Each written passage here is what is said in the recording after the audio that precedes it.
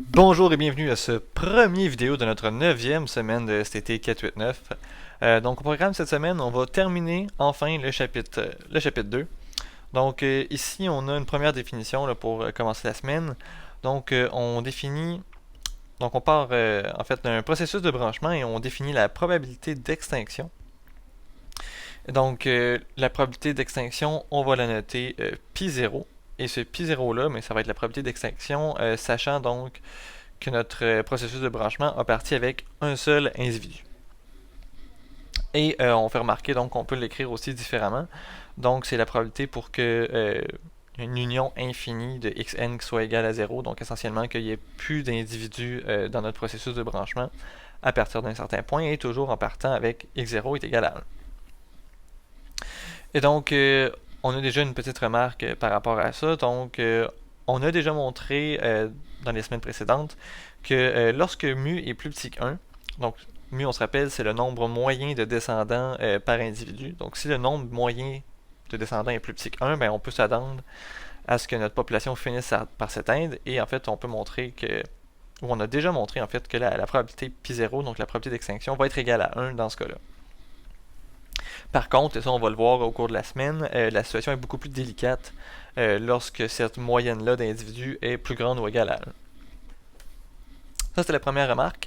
La deuxième remarque, c'est que bon, la probabilité d'extinction est définie seulement lorsque x0 est égal à 1, mais on peut s'en sortir quand même assez facilement. Là. Donc, si jamais x0 est égal à un certain nombre k, ben on va voir que la probabilité d'extinction, ça va tout simplement être pi0 exposant k. Et on peut détailler un peu, là, mais l'idée ici, c'est que dans le fond, on va s'intéresser à la probabilité. Donc, il y a la première lignée. Donc, ça serait donc le premier individu de notre x0 est égal à k. Là. Donc, la première lignée s'éteigne. On a aussi besoin que la deuxième lignée s'éteigne. Et là, on aurait toutes les lignées jusqu'à la kème qui s'éteignent.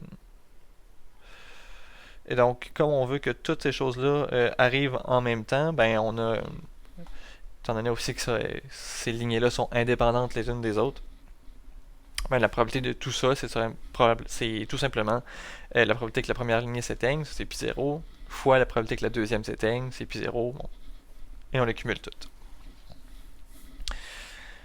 Donc on va poursuivre avec une autre définition 2.85.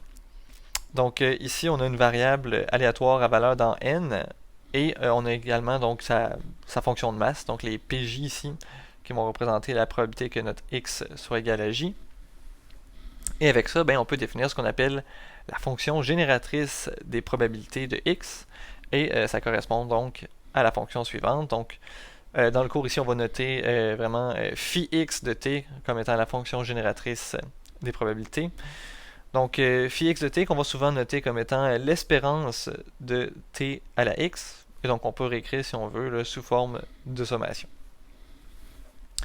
Donc, on va montrer, en fait, on va pas montrer, mais on va étudier quelques propriétés de cette fonction-là.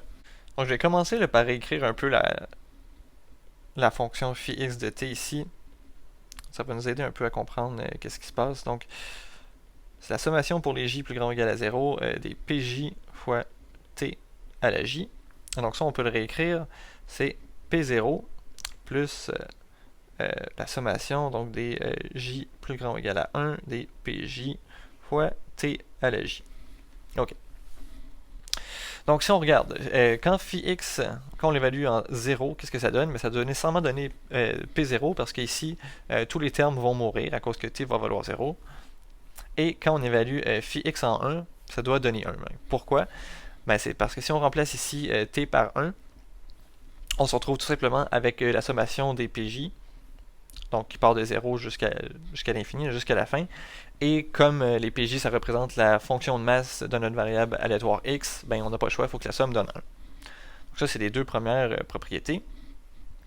Ensuite, donc, on peut s'intéresser un peu plus à la forme de cette fonction-là, phi x de t. Donc, on dit que phi x de t est croissante, donc premièrement, et qu'elle est aussi strictement convexe dans l'intervalle 0,1. Donc ça, c'est vrai dès lors que la sommation des pj à partir de 2 est plus grande que 0. Donc on va aller voir pourquoi rapidement. Donc si on regarde la dérivée de phi x, donc on peut dériver terme par terme. Donc ici, notre P0, il va mourir, donc il n'y a pas de T devant, et tous les autres termes, on va juste ramener l'exposant en avant et on va descendre l'exposant. Donc c'est essentiellement l'expression qu'on obtient ici. Là. Donc on a ramené le petit j en avant et le t est rendu exposant j-1. Donc cette expression-là, elle va être plus grande que 0 dès qu'on a la sommation des pj à partir de 1 est plus grand que 0. Donc essentiellement, dès qu'on a au moins un pj ici qui est différent de 0, ben on est sûr que toute cette sommation-là va être plus grande que 0. Donc, si jamais cette condition-là est remplie, ben nécessairement, ça veut dire qu'il y en a au moins un qui est plus grand que 0. On peut faire la même chose pour la dérivée seconde. Donc, si on redérive une nouvelle fois la fonction, donc notre sommation ici va partir à j plus grand ou égal à 2. Donc là, on a dérivé, donc on a un nouveau coefficient devant et notre exposant qui est encore descendu. Et encore une fois, là, dès qu'on a au moins un des pj qui est plus grand que 0, ben on est sûr que cette fonction-là va être elle aussi plus grande que 0. Donc, si phi' de x est toujours positive, ben ça veut dire que notre fonction est croissante. Et ici, on se rappelle, là, si la dérivée seconde est toujours positive, ça veut dire qu'on est dans un cas où est-ce qu'on est dans un sourire. Et comme notre fonction est croissante, ben on se retrouve du côté droit du sourire. Et donc, ça, on va peut-être pouvoir l'utiliser un peu plus tard, là, mais c'est bon de savoir qu'on se retrouve du côté droit. Et on est aussi certain que notre fonction va être strictement convexe dans l'intervalle où est-ce qu'elle est définie, l'intervalle 0,1. Ensuite de ça, on a une propriété qui concerne la limite. Donc la limite, quand t est envers 1 moins de la dérivée de phi x de t, ça c'est égal à mu. Donc il suffit de regarder l'expression qu'on a ici. Si on regarde ça quand t vaut presque 1, donc vers 1 moins, on va se retrouver avec une expression qui ressemble à tout simplement la sommation des JPJ, et ça, ben, ça correspond à l'espérance de x. Donc c'est pour ça que on retrouve mu comme valeur de la limite. Et finalement, donc dernière propriété, on dit que lorsque phi de x est donné, le développement en série de puissance de phi x de t va donner les PJ. Donc ça, c'est peut-être un peu plus louche, là, mais ça va être plus clair avec la résolution des exemples.